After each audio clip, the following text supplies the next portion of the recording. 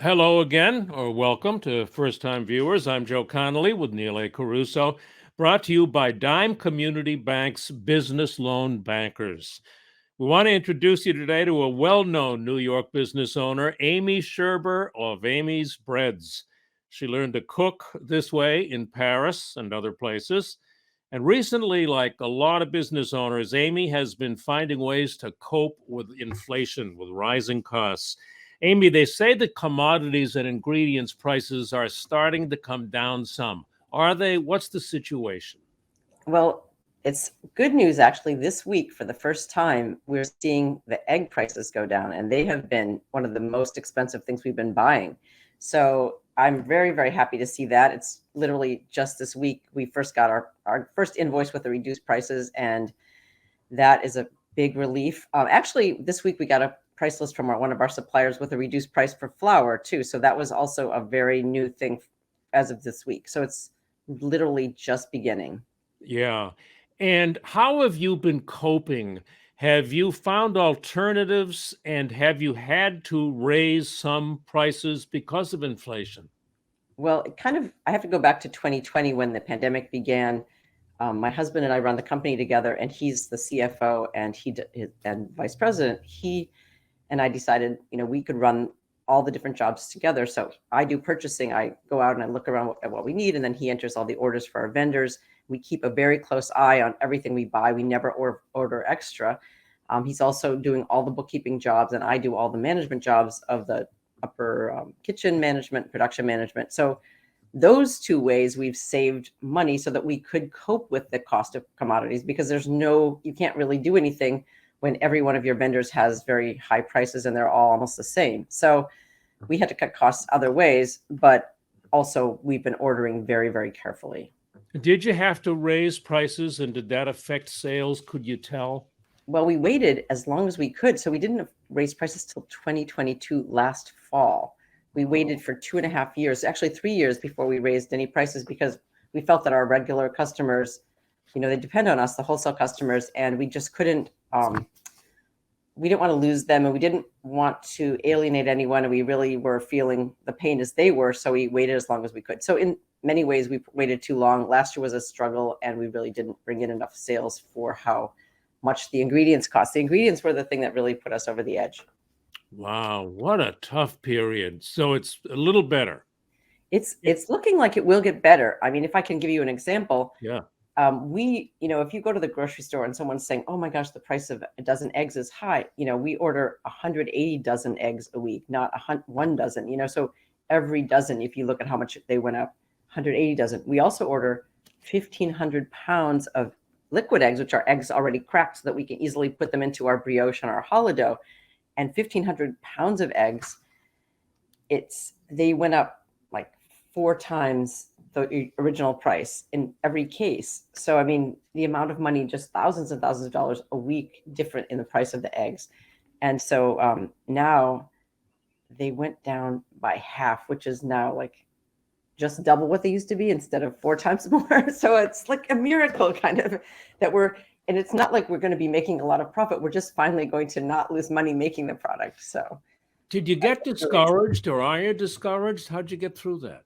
well, I think what we did was just try to focus on what else we could earn money from instead of things made with eggs. And we kept them as very much like not even a break even, like the brioche. We don't break even because it has butter, a lot of butter, which is also very expensive, still hasn't gone down. But I think we just focused on other breads that were more profitable and tried to sell those as well so that we could balance it out. We try to have a broad mixture of products. So we just tried to be as careful as we could with our expenses. What a great story. Enough of that.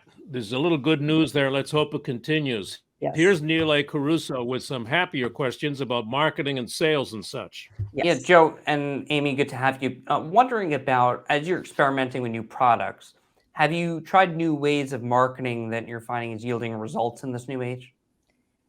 Honestly, we haven't done so much marketing. We're kind of old school, and what we usually do is we open up with new products in our cafes and we see what the customers say. And we do the old fashioned market research of asking everybody how they like it. And we hear which products are the most popular.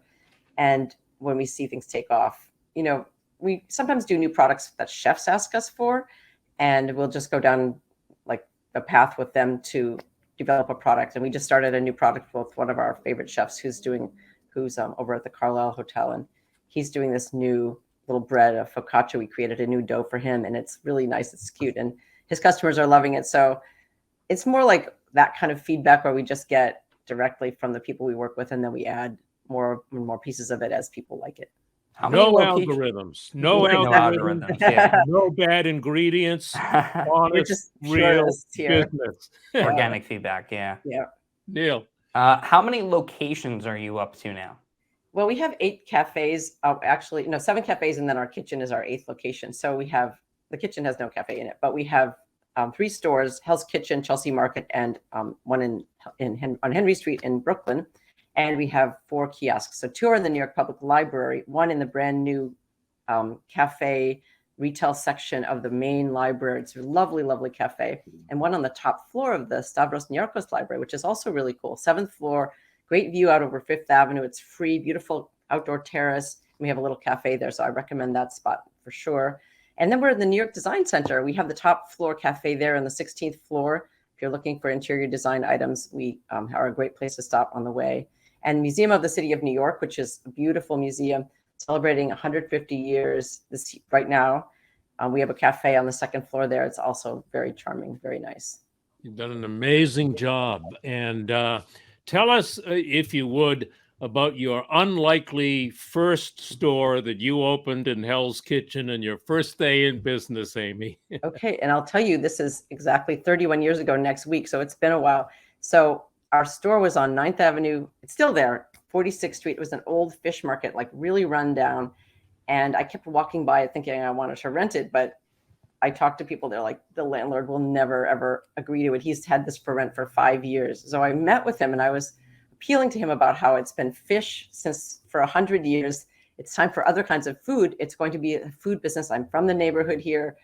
And I think I reminded him of his daughter or something, because he finally broke down and gave me, was willing to have a lease there. So I rented half of it, 650 square feet, tiny little space, really run down. I mean, it was like completely a dive inside. We had to do everything to shore it up to make it work. We had to redo the whole storefront. Even though I loved the wood storefront, it actually needed full repair. And by the time we got it done with, low budget, we were ready to open, and all we had was bread, like 7 kinds of bread and coffee, literally nothing sweet at all. So we opened, and the first customer comes in, and they're like, "This is a bakery. Don't you have anything sweet?" I'm like, "Oh my God, this is Amy's bread. It's a bread bakery. Don't you get it?" So then we're like, wow, they think of a bakery, it's all about sugar. So we tried to forge ahead with just bread, and it only lasted about a week or 2. And then we like, okay, well, do you guys have recipes for anything? So we started making biscotti, Irish soda bread. I brought back my mom's sticky buns, and we added a coffee cake. We added some cookies finally, because it is truly, New York is full of only sweet tooth people here. Honestly, we sell so many sweets now. We have a huge selection now, but I mean, at that time, it was like, I guess bread is just not a thing you want to go shopping for alone. The first customer turned and walked out. Yeah, exactly. Oh, It's very sad. Well, congratulations on all you've done, and thank you for giving New Yorkers and all of your cafes and businesses. And you make cakes now too. Oh yeah, I make lots of cakes. Big They're on so good. cakes. And thanks for giving all of us some fun, high quality products to buy. Thank you, Amy Sherber. Welcome. Thank you for having me. It was fun to talk today. Thank you.